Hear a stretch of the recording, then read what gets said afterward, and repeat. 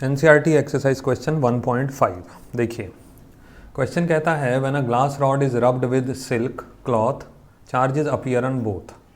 A similar phenomena is observed with many other pairs of bodies. Explain how this observation is consistent. ध्यान दीजिएगा, word लिखा consistent with the law of conservation of energy, conservation of charge. भाई law of conservation of charge कहता क्या है, पहले तो आप ये ध्यान रखो, total charge on the body remains conserved. Total charge is always conserved, ध्यान रखिएगा. यानी कि charge can neither be created nor be destroyed. ठीक है ना. It can only be transferred from one body to the other. मैं एक बात आपको और बता दूं, law of conservation of energy में एक वर्ड यूज होता है transform. Energy, law of conservation of energy में energy can be transformed from one form to the other, यानी कि एक रूप से दूसरे रूप में बदला जा सकता है. लेकिन अगर हम law of conservation of charge की बात करेंगे ना, it can only be, charge can only be transferred. यहाँ पर हम वर्ड यूज करते हैं transferred from one body to the other. Charge can neither be created nor be destroyed, it can only be transferred from one body to the other. अब question में कहता है कि एक ग्लास रॉड आपने ले ली और एक सिल्क क्लॉथ ले लिया. ठीक है ना, सिल्क का कपड़ा आपने ले लिया, उसको ग्लास रॉड के साथ रब किया. तो जनरली क्या होता है, अगर हम छोटी सी बात याद करें, ये आपने पहले भी 9th-10th में भी एग्जाम्पल पढ़े होंगे. ग्लास और सिल्क को जब आप रब करते हैं ना, तो ग्लास के ऊपर आ जाता है पॉजिटिव चार्ज और सिल्क के ऊपर आ जाता है नेगेटिव चार्ज. यानी कि कुछ इलेक्ट्रॉन्स, ये समझने की बात है, कुछ इलेक्ट्रॉन्स ग्लास से कहाँ शिफ्ट हो जाते हैं, सिल्क के अंदर.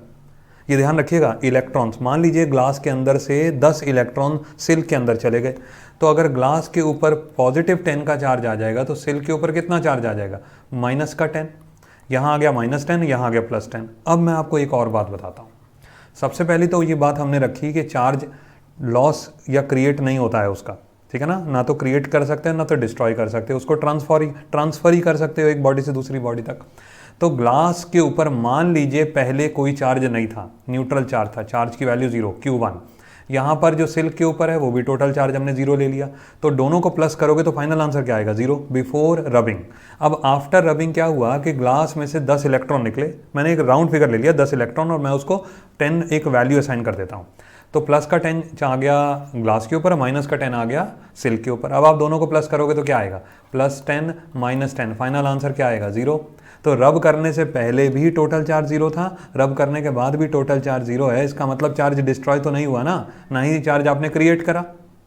ओवरऑल चार्ज कैसा रहा आपका, कंजर्व्ड, यानी कि टोटल सिस्टम वैसा ही रहा. इसी को बोलते हैं कि law of conservation of charge के साथ ये कंसेप्ट कंसिस्टेंट है, यानी कि खरा उतरता है. समझ आ गया पॉइंट.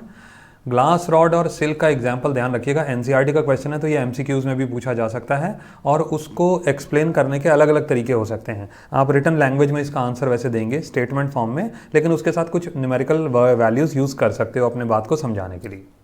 होपफुली क्वेश्चन समझ में आ गया होगा. नेक्स्ट क्वेश्चन करते हैं आगे. Thank you.